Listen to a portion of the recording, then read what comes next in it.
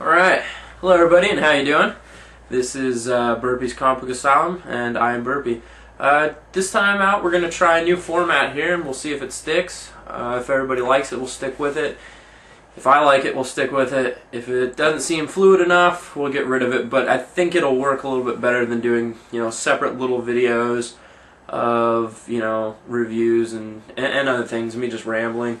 Because some of these videos end up rambling about the same fucking thing over and over again, and nobody wants to see that. Nobody really wants to see these either, except for a few of you. But anyway, so the new format will be more of a 30-minute show, I guess you could call it. That's stretching. I don't know if I'd call it a show, maybe a torture festival, for those of you that actually will stick it out. It'll still be broken up into little segments because YouTube will only let me do 10-minute videos. So we'll do 3 segments of 10. That'll make it easier for me to cut, and it'll just be a fluid thing. It'll kind of be the same setup where I'll release it, individually, kind of spread it out, the content. So, I don't know. The format is still a little in sketch, but I figure first of all, maybe I'll answer some questions. This could become a new feature if everybody likes it. If you want to ask questions, and if I don't get questions, I won't answer questions. But this last time out, I got a question from Green Lantern of Earth. Green Lantern of Earth says, "Great job. Wondered what your opinion is on redoing covers such as DC with Detective Comics, like I mentioned last week, and Marvel has been doing it more often lately too. For example, Punisher 5 this month is the Daredevil 183 cover from 1982. I think it's good to acknowledge past work, but not sure they should do it too often. What do you think?" Good question. I'm with you. I think redoing a cover is cool if you're doing it in the way that you're trying to kind of produce a homage to a classic cover, or if it's an anniversary issue, that's always fun. But again, with the homage, it's very neat to do that. It's playing up to your heroes if you're the artist. Potentially the artist who preceded you who did that cover is somebody you really look up to, and that's kind of neat for that artist. It's neat for fans, long-time fans, short-time fans, just to see little nods to things like that. I do agree with you though. A little too often is a little too much. We've seen a lot of the Infinite Crisis, Wolverine holding, or not Wolverine. I'm sorry, Wolverine was not an Infinite Crisis. We've seen a lot of the Superman posing with Supergirl in his arms, redone with a gajillion fucking characters. That kind of thing. That kind of grows old on me, or to me at least. I don't know about everybody else, but I don't know. I guess that's how I feel about it. What do you guys think? Let me know. If you're wanting to come on over to the website, it's www.comicbooknuthouse.blogspot.com. If you're already here, click on the rant, let me know. Also, go ahead and feel free to leave your questions here or at the YouTube place. So, yeah, those are the questions. Alright, let's cover some odds and ends.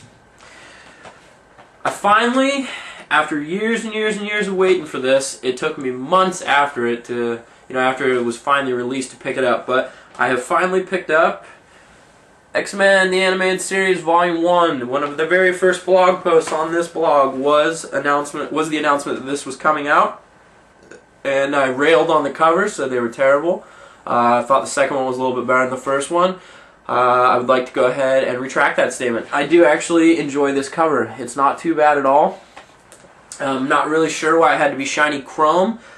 Although on second thought, it's pretty poetic because it's 90s. And if you can put a 90s cover on a 90s DVD, why not have chrome all over it? That just makes sense. Anyway, I gotta say, I'm not overly impressed with this DVD collection like I stated in that initial post. There's no special features. That's highly disappointing. It would have been really cool to see some kind of commentary with the original voice actors or even the writers. Or even, Stan Lee, Jim Lee. A while back, a long time ago, when the show first came out, Pizza Hut did a little special deal where they had the Night of the Sentinels. They put both of those out on, on video. I think maybe Enter Magneto too, but I can't be sure of that. But they put those out and it had a really cool round table with, I can't remember everybody, but it was Jim Lee, Scott LaBelle, like I said, I can't remember who was all on there, but that was really cool, and I don't understand why you couldn't have done something like this. Clearly, though, The packaging's nothing too fantastic besides, of course, the chrome cover. So, I don't know. Overall, though, it's cool to have, nice to have in the collection. One really cool feature, if any of you out there happen to catch the X-Men cartoon every once in a while on Disney XD, you'll notice when it gets to the very end, the end credits are not the same as they were for the initial first and second season, maybe even the third season, but I'm pretty sure just the first and second season, where at the very end, instead of basically just replaying the song from the beginning, you know, the da-da-da-da-da-da, everybody knows that shit that watches this, but instead of having that at the end, it originally had 3D models of the X-Men that would rotate around and list their abilities below them. That was always a really cool ending, and you know, when I first started watching X-Men, I was like, wow, those guys are 3D, that looks so cool! Which now is not as impressive, but still very cool, and it is on this DVD. The first few episodes I've watched so far have had the ending with 3D models rotating, and I gotta say that makes my $19.95 that I spent and donated to Walmart there well worth it. So, let's see, who put these out? I know it's Marvel supposedly, but I'm sure Disney's got a hand in this. Buena Vista. Thank you very much for putting that on there. That was needed. Alright. I think we're going to go ahead and jump on over to some not covers, but comics. Let's see what we got here. Alright. We got Just Society of America 27. I am pretty disappointed. This is the first issue post Jeff Johns, and it's pretty weak, I gotta say. It's Jerry Ordway on writing and Bob Wiacek. I'm telling you, man, I just butcher artists' names. I don't know what it is. Anyway, story is nothing too amazing. You've got old JSA members and young JSA members split up. You got the Spectre. I mean, it's got Obsidian's back, but he's going a little nuts again. So overall, boo. We also have X-Force number 15. It continues the trend of the Messiah War being pretty lame, in my opinion.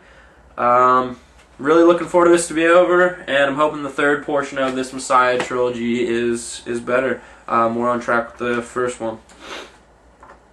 One pleasant surprise we had this week was Teen Titans 71. Really happy to see Ravager back. Really enjoyed the story. It's the first time in a while I've been able to say that. I enjoyed all the character development. Ravager and Red Kid Devil was very cool. Overall, happy with it. Hopefully they can keep this up going into issue number 72. Wolverine Old Man Logan, number 72. That cover is just crazy, ridiculously fun.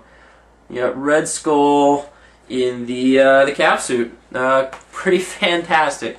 The art in this was absolutely gorgeous. Let me see if I could find you some good stuff here. Shouldn't take long. That is some gorgeous stuff, alright? Steve McNiven, you'll remember his wonderful art in Civil War. I really don't think it's been as good since then until you reach Wolverine Old Man Logan. He's done a bang-up job on this series. I don't know, the fight was pretty brutal with Cap Skull, I guess you'd call him, and Logan. Pretty awesome. Overall, excellent. I mean, just snicked. Fantastic. I guess, though, they're concluding it in a giant-size special. See where that goes. Looks like it could be some fun. But I'm really hoping that at some point they'll readdress that universe and come back to it with maybe something outside of Logan. Maybe do something with other characters who are around. I wouldn't mind seeing a special on the Hillbilly Hulks. That would be probably pretty fun. Kind of do up Hills Have Eyes, Dell's Rejects with the Hulks. That'd be pretty nuts. You make that a Max title for sure.